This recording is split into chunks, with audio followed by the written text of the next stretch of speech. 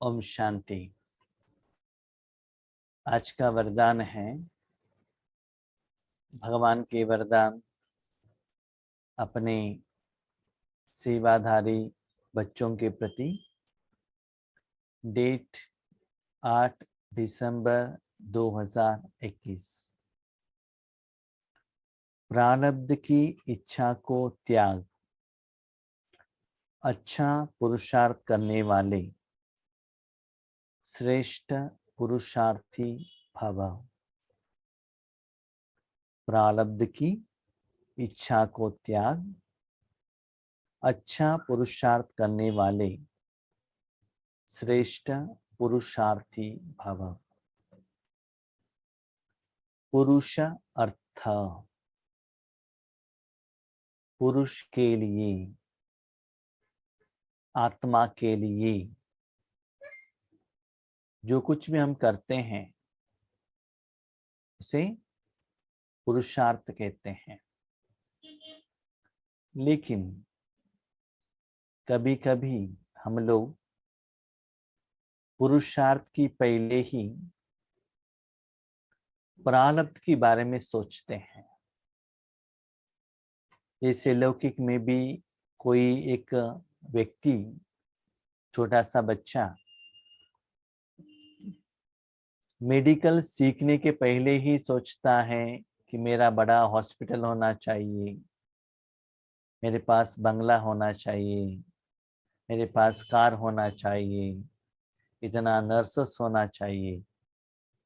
उसको कहते हैं प्रारब्ध। पुरुषार्थ क्या है?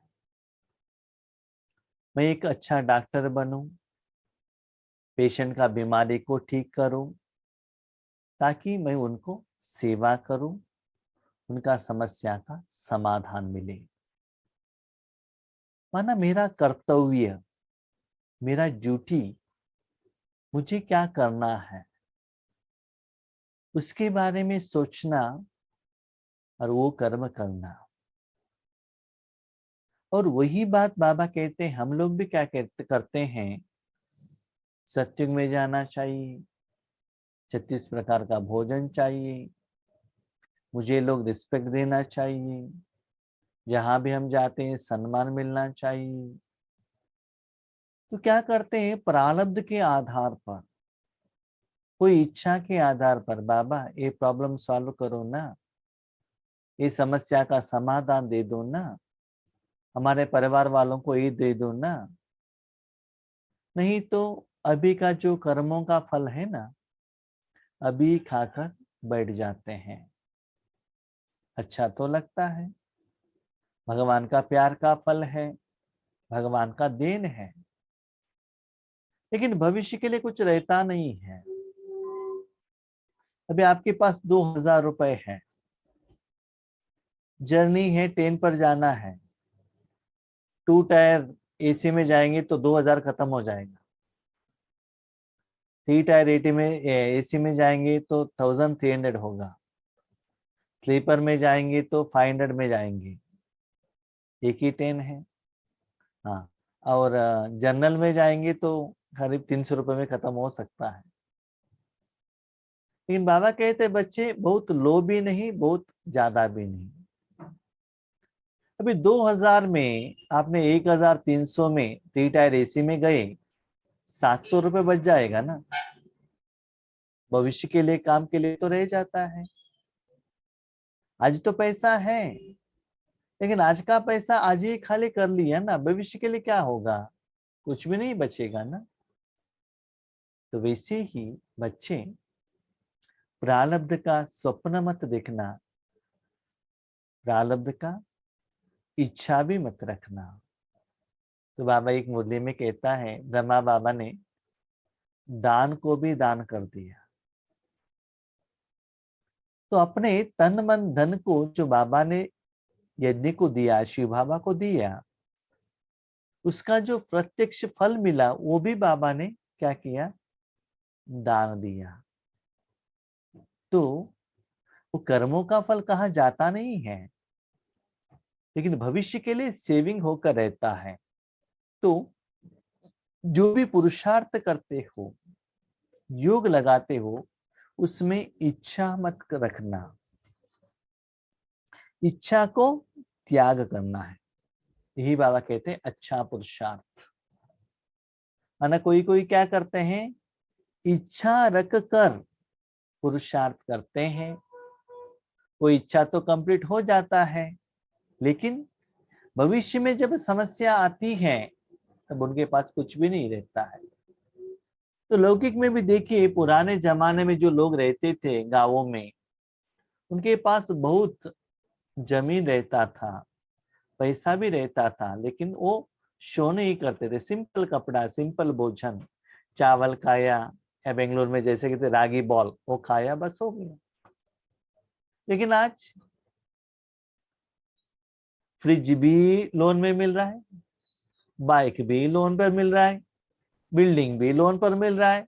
ले लो, कमाई बाद में देखेंगे, पेमेंट बाद में करेंगे। जैसे कि कोई एक छोटा सा स्टूडेंट जॉब पर लगता है, 10,000 रुपए सैलरी है, 8,000 रुपए वो उनका ईएमआई चला जाता है कि 1.5 लाख का 2 लाख का बुलेट बाइक ले लेता है। माँ बाप को देना है ये सोचता नहीं है। बाप आज भी करीब 30-40 साल से साइकिल पर घूम रहा है, वही साइकिल का जिंदगी बिता रहा है। और ये बेटा 10,000 सैलरी आ गया तो 1.5 लाख का बाइक पर जा रहा है। अभी तो जा रहा है, लेकिन भविष्य के लिए जब समस्या आएंगे तो क्या करेंगे बच्चे। तो यही लॉ रूहानियत में भी बच्चे अप्लाई होता है। आज पुरुषार्थ किया, आज प्रारब्ध लिया। तो यही तो भगवत गीता में कहते हैं, कर्मण्येवाधिकारस्ते मा फलेषु कदाचन। अपना ड्यूटी समझकर भगवान की याद में, भगवान के जो कहते हैं उसके आधार पर कर्म करते चलो, उसका जो फल है वो मुझे समर्पण करो, वो मैं देखता हूं। तो मैंने इतना योग किया, मुझे क्या मिल रहा है, ये भी सोचने का जरूरत नहीं है। तो सोच लीजिए वो स्थिति कितना श्रेष्ठ रहता है। प्रत्यक्ष फल का भी इच्छा नहीं है। क्यों? क्योंकि मुझे इतना पक्का मालूम है भगवान ने सेवा की तो वो गलत हो ही नहीं सकता है। थोड़े लोगों को इतना अनुभव होता है, चाय बनाते बनाते बनाते इतना प्रैक्टिस और एक्सपर्ट, और टेस्ट देखते ही नहीं, उनका कलर देखते ही पता चलता है वो कैसे आ गया, एक्सपीरियंस। तो वैसे ही जब भगवान कर रहा है, फीलिंग होता है कर्म करने के समय पर, आपने किया या बाबा ने किया। जब आपको खुद मालूम है बाबा ने किया है, आपको उस समय जो फीलिंग होता है, डिफरेंस पता चलता है। जैसे देखिए किसी के शरीर में और कोई आत्मा एंटर होकर कर्म करता है तो वो व्यक्ति को पता चलेगा ना, थोड़ा कुछ चलेगा कि नहीं चलेगा। अंदर में एक टैबलेट, एक इंजेक्शन कुछ काम कर रहा है, पता चलता है ना। एक मच्छर काटा है, पता चलता है ना। अभी वहां सूर्य है, उसका रोशनी का पता चलता है ना इफेक्ट। तो वैसे ही अपने मन से भगवान के एनर्जी के साथ आप कनेक्ट होकर अनुभव करेंगे तो उसका इफेक्ट पता चलेगा।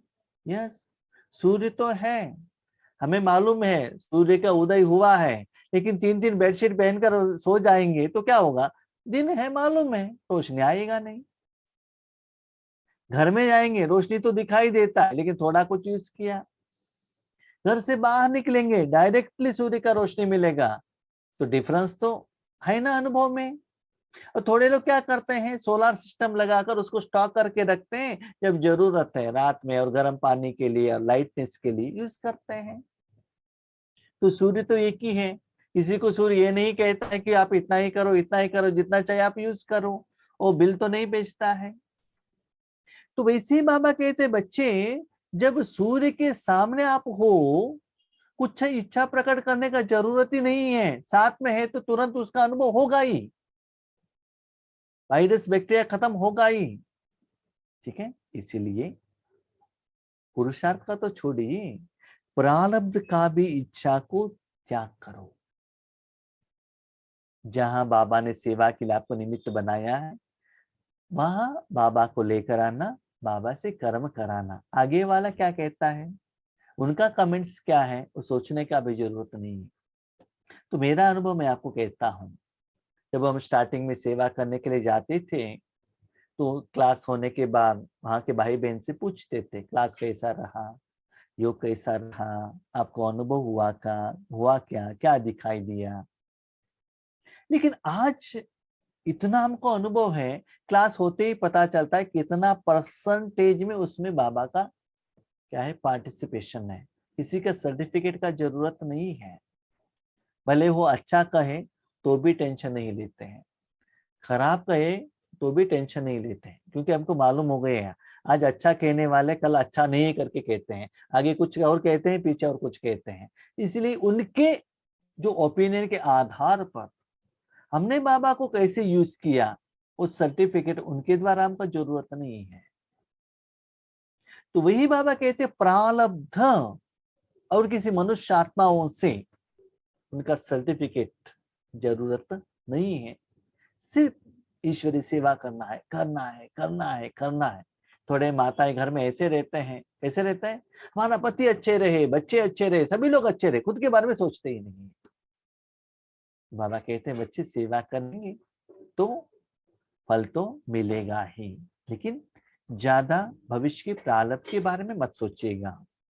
श्रेष्ठ पुरुषार्थी उन्हें कहा जाता है जो पुरुषार्थ की प्रारब्ध को भोगने की इच्छा नहीं रखते हैं।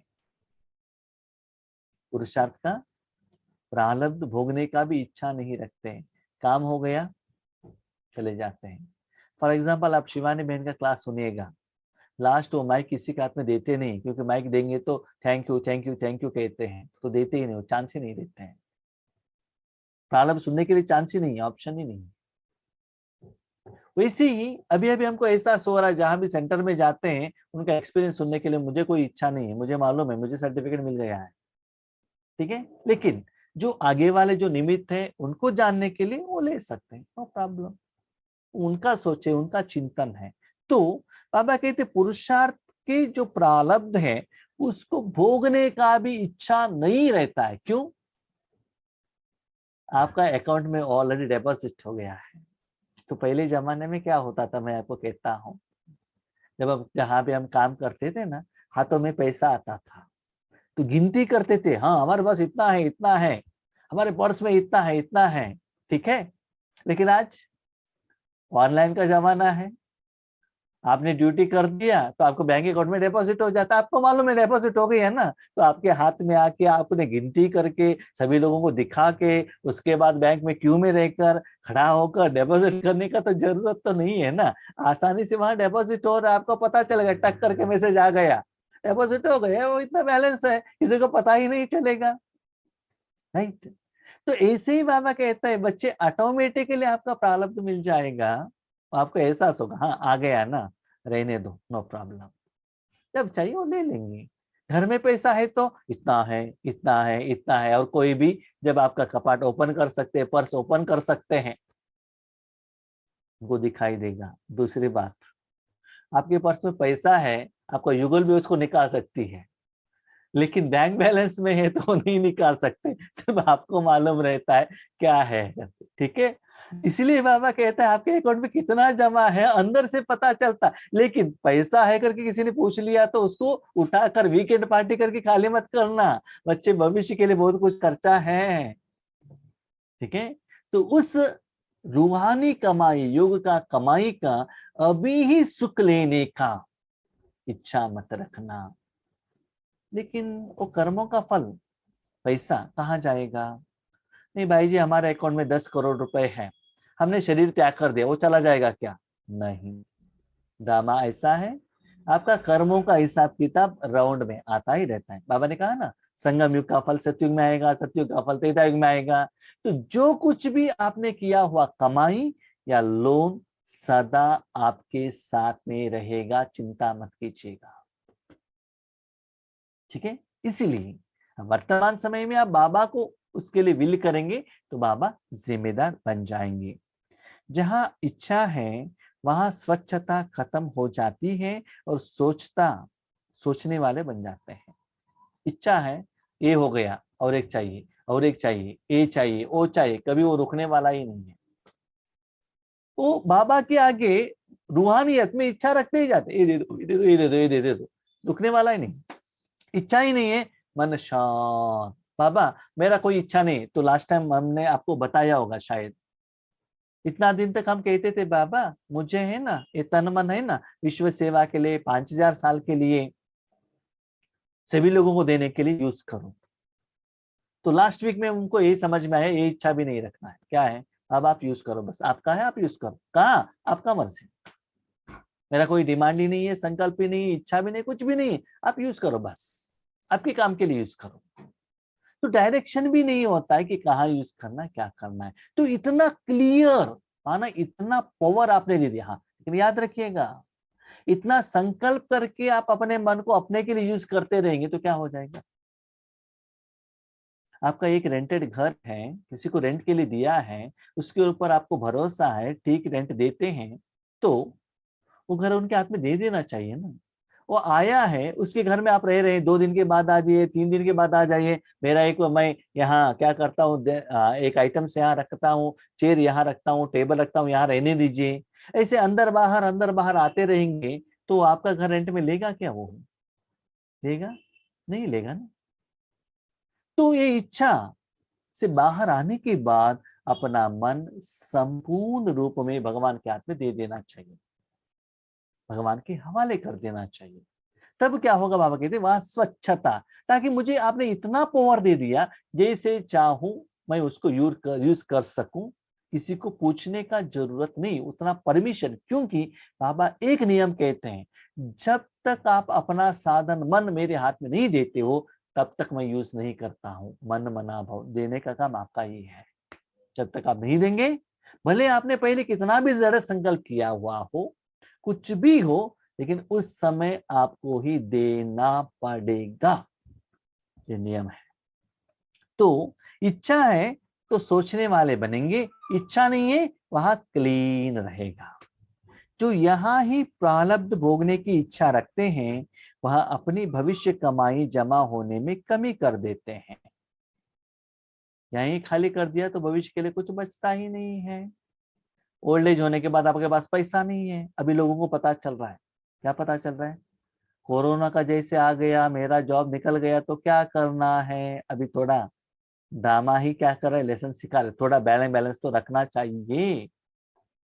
थोड़ा लोगों का प्लान कैसा रहता है मालूम है, ये महीने में 1 लाख रुपए सैलरी आ रहा है, राइट, नेक्स्ट ईयर में क्या होगा 1.25 हो जाएगा, भविष्य में क्या होगा 1.5 हो जाएगा, उसके बाद कंपनी चेंज करेंगे तो क्या होगा 2 लाख हो जाएगा। उसके अनुसार अभी इनका अभी का खर्चा चलता है, ठीक है।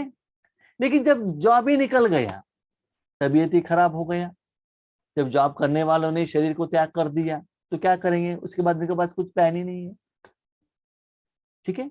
जब मैं कंपनी में काम करता था, अच्छा पोस्ट तो था, सभी लोग कहते थे कंपनी वाले और जो हमारा मालिक या जो कस्टमर, अब तो इतना सिंपल रहते हो, इतना खर्चा कम करते हो, क्यों कम खर्चा क्यों करते हो, कम खर्चा किया इसीलिए तो जल्दी रिटायर्ड हो गए, वीआरएस लिया, हाँ।